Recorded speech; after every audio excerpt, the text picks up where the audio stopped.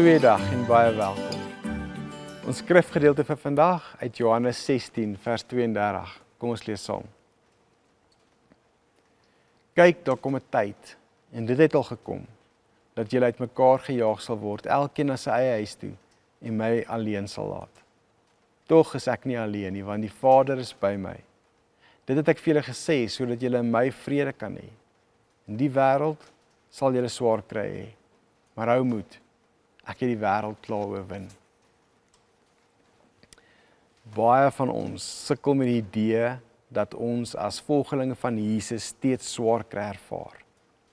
Ons vra, as God goed is, hoekom laat hy swaar kry toe? Hierdie vraag is so oud soos die Bybel self.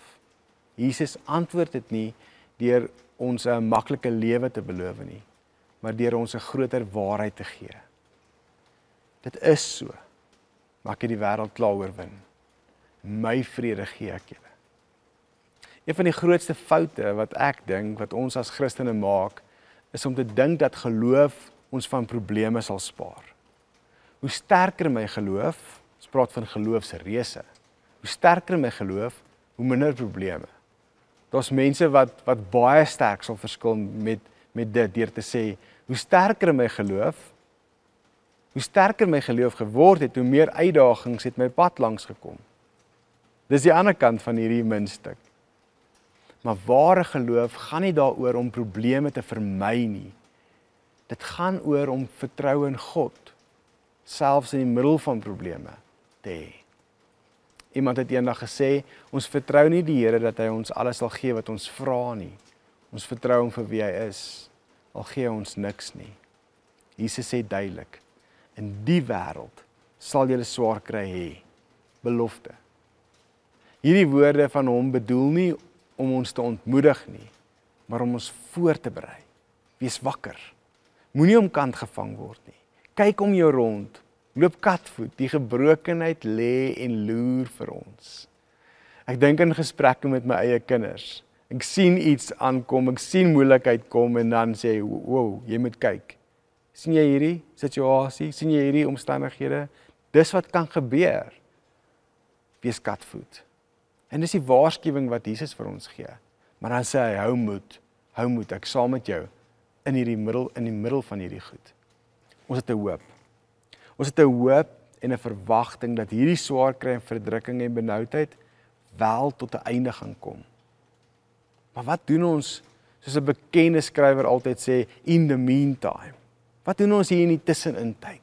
Want dis waar die frustrasie lê, dit is waar die ek kan nie meer nie, dis waar die hoe lank nog lê. En daardie tye, wanneer ons vra, wat nou, hoe moet ek aangaan? Dis in sulke tye, dat ons geloof getoets word. Maar Jesus sê, ons kan steeds vrede hê in dit, in hom.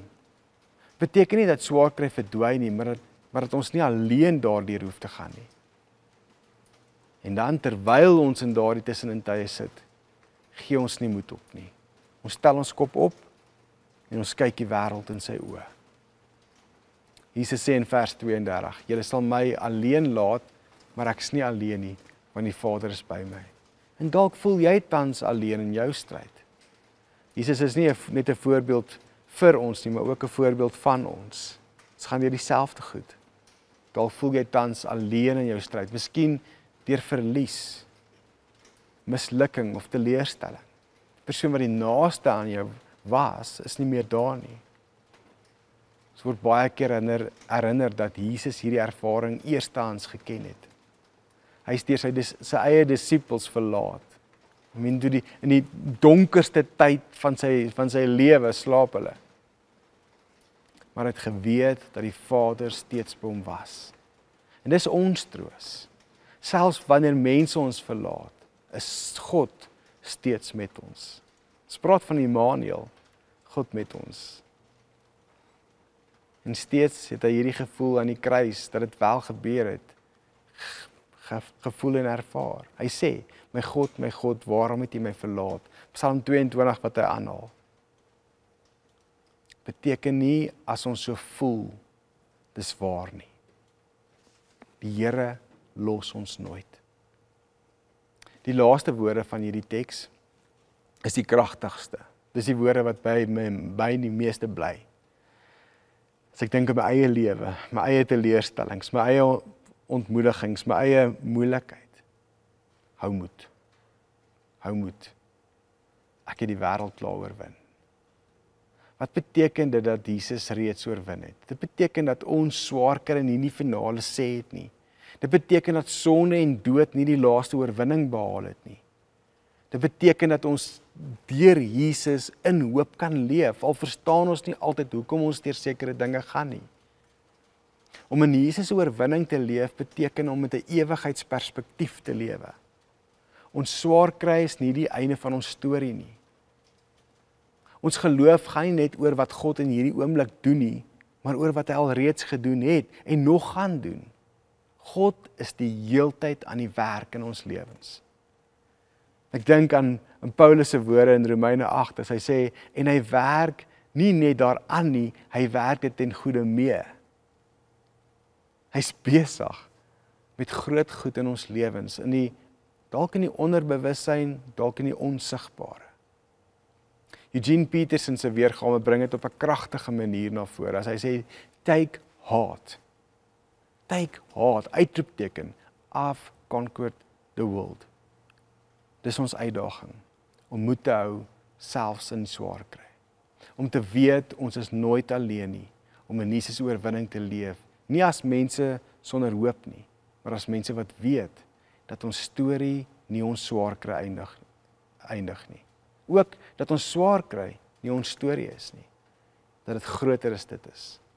Mag ons vandag leef in die sekerheid, dat Jesus reeds oorwin het, en dat sy oorwinning ook ons oorwinning is. Ons is meer as oorwinnaars, deur hom wat ons die krag gee. Kom ons bid saam. Hemelse Vader, ons loof U vir alles wat U vir ons doen. En soms sien ons dit nie raak nie, soms is ons verblind met ons eie blindheid. En ons omstandighede, ons donker tye maak dat ons nie mooi sien nie.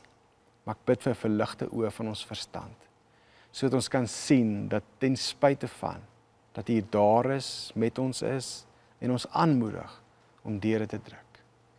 Ons loof U vir dit in Jesus naam. Amen.